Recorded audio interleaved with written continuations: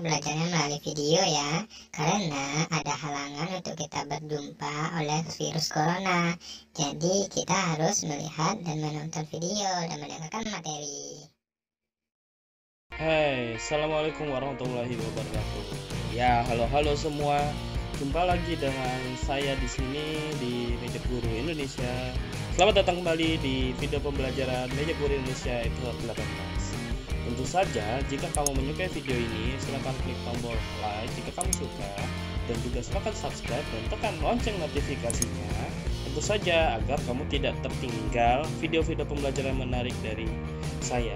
Dan terlebih sekarang di channel Meja Guru Indonesia ada short movie yang dibuat oleh siswa-siswa SMK di sini. Oke, mulai sekarang kita putar intronya, yuk.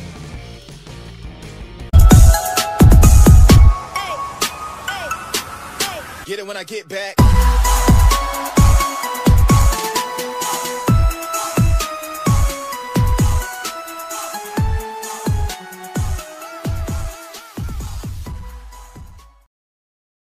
Oke, jumpa lagi dengan video pembelajaran di episode TLJ atau Teknologi Layanan Jaringan pada mata pelajarannya yang tentu saja masih di SMK TKJ.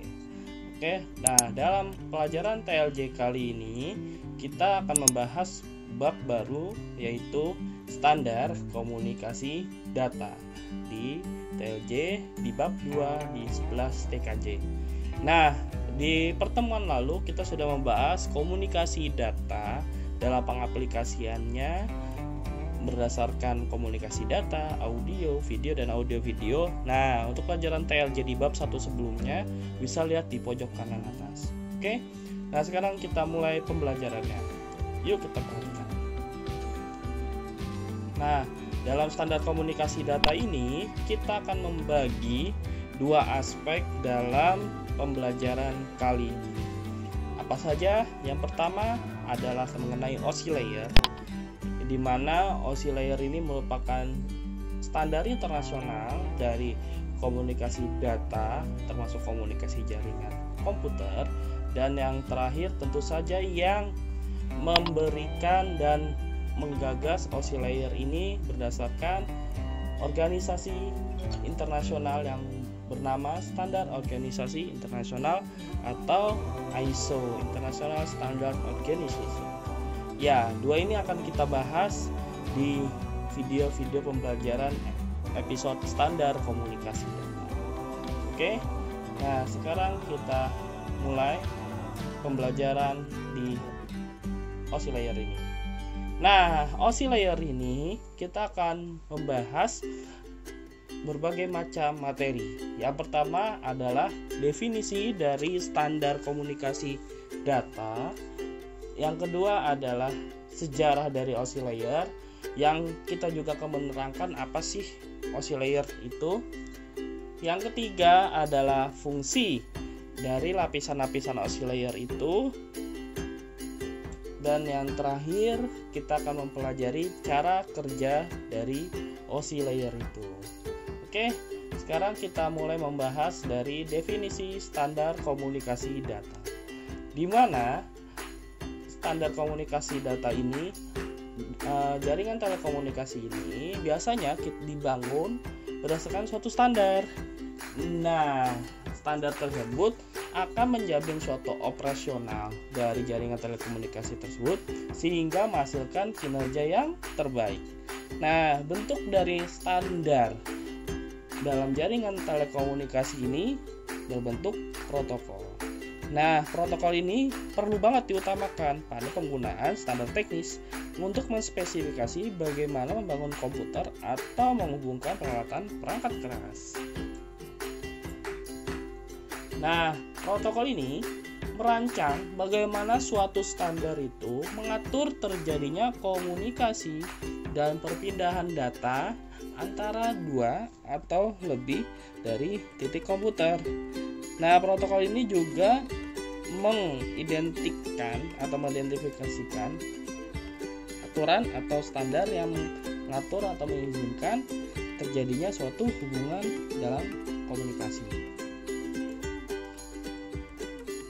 Selanjutnya, maka standar adalah suatu hal yang penting dalam penciptaan dan pemeliharaan sebuah kompetensi pasar daripada manufaktur perangkat komunikasi dan menjamin interoperability atau pengoperasian dari suatu data dalam proses komunikasi yang menjamin operasional dari komunikasi data tersebut berjalan dengan baik. Nah, di sini standar komunikasi data biasanya berkategori ada berdasarkan konvensi dan berdasarkan hukum atau regulasi seperti regulasi dari pemerintah dan lainnya. Nah, selanjutnya protokol yang digunakan pada komunikasi yang dijalankan pada waktu sebenarnya atau real time digunakan untuk mengatur perangkat-perangkat keras atau perangkat-perangkat lunak atau biasa kita sebut dengan program. Dan beberapa hal yang dimiliki oleh protokol biasanya antara lain adalah yang pertama, melakukan metode jabat tangan atau handshake. Nah, handshake atau handshaking ini biasanya dilakukan ketika komunikasi tersebut mengirimkan suatu perintah, tapi dia akan bertanya kepada penerima apakah akan menjalankan suatu komunikasi tersebut atau tidak. Maka jika komunikasi itu disetujui oleh penerima, maka akan terjadinya jabat tangan atau handshake dan proses komunikasi itu akan berjalan. Yang kedua, mendeteksi adanya koneksi fisik pada komputer atau mesin-mesin lainnya. Nah, mendeteksi koneksi fisik ini sangat-sangat perlu agar komunikasi tersebut dapat dideteksi oleh perangkat keras komputer. Yang ketiga, negosiasi berbagai macam karakteristik hubungan. Nah, karakteristik hubungan ini dilakukan berdasarkan perangkat keras yang berkomunikasi pada jaringan telekomunikasi tersebut. Yang keempat, mengidentifikasi bagaimana suatu format pesan akan disampaikan. Serta yang kelima, bagaimana mengawali dan mengakhiri pesan komunikasi dan suatu koneksi. Dan yang keenam, mendeteksi adanya kesalahan pada suatu hubungan komunikasi jaringan dan bisa mengidentifikasi langkah-langkah selanjutnya. Ini bertujuan agar itu tadi, jadi menjamin komunikasi data yang terjalin itu dapat terjamin koneksinya atau komunikasinya. Itulah sifat-sifat atau hal-hal yang dimiliki oleh protokol. Selanjutnya, di sini ada beberapa badan-badan yang menerapkan standar komunikasi resmi dari beberapa negara.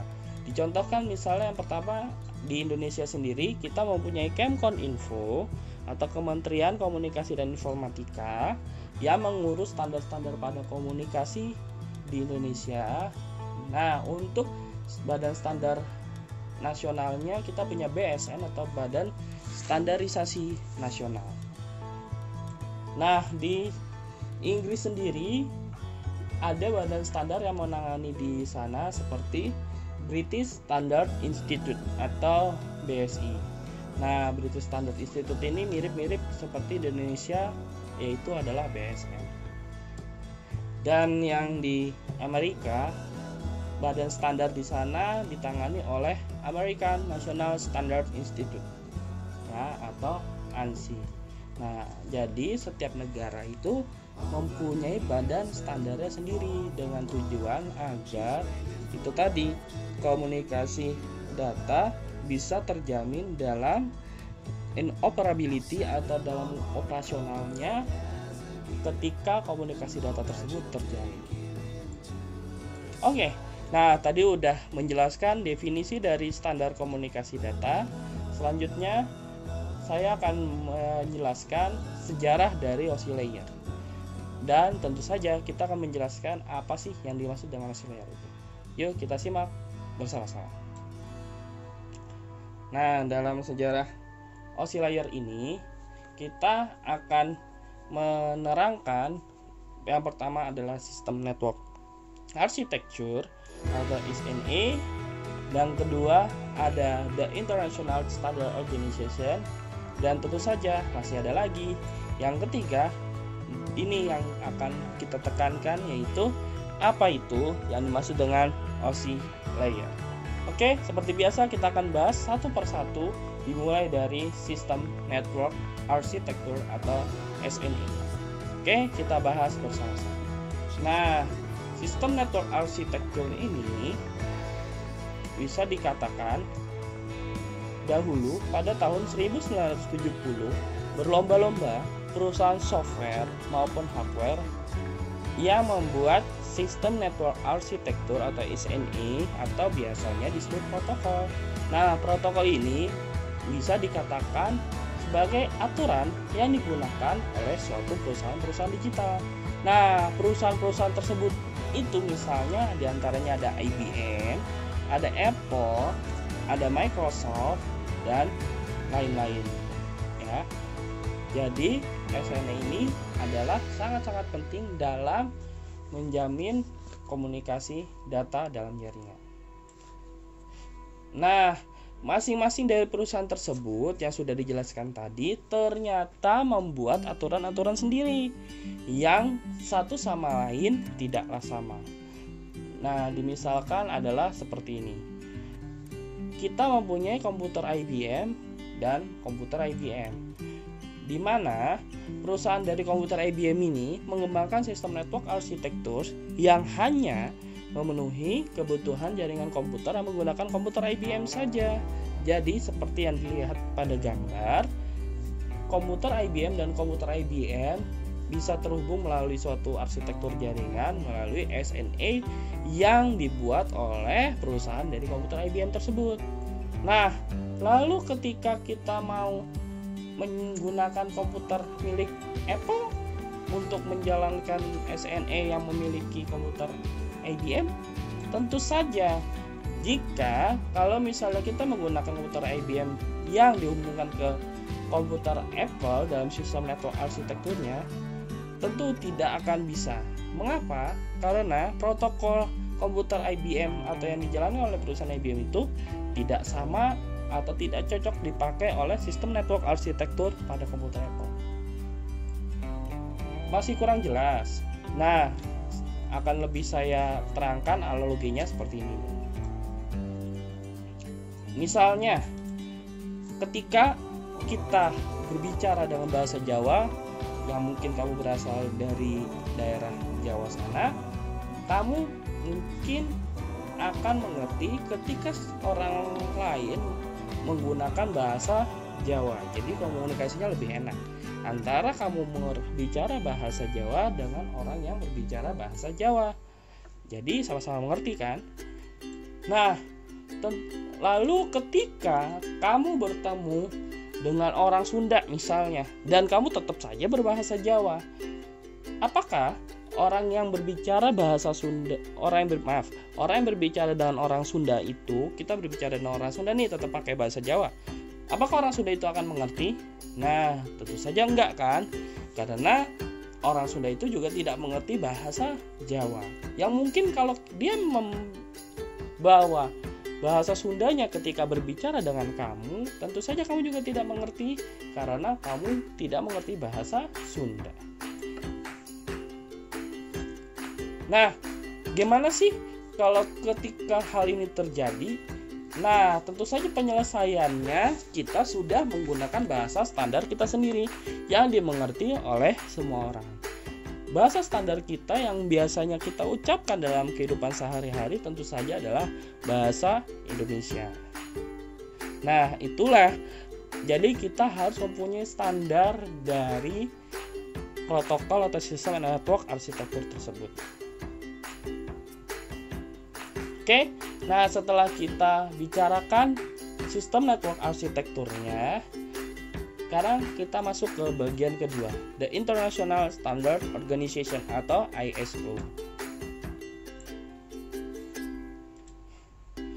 Nah, the International Standard Organization atau ISO ini biasanya ketika masalah tadi muncul yang antara komputer IBM dan komputer Apple itu tidak bisa berkomunikasi dalam sistem network arsitektur yang dirancang oleh perusahaan-perusahaan mereka, maka ditugaskanlah nih badan internasional, yaitu International Standard Organization, di mana menstandarkan komunikasi data dimasuk di dalamnya. Nah, selain itu ada berbagai banyak bidang yang dijalankan oleh the International Standard Organization.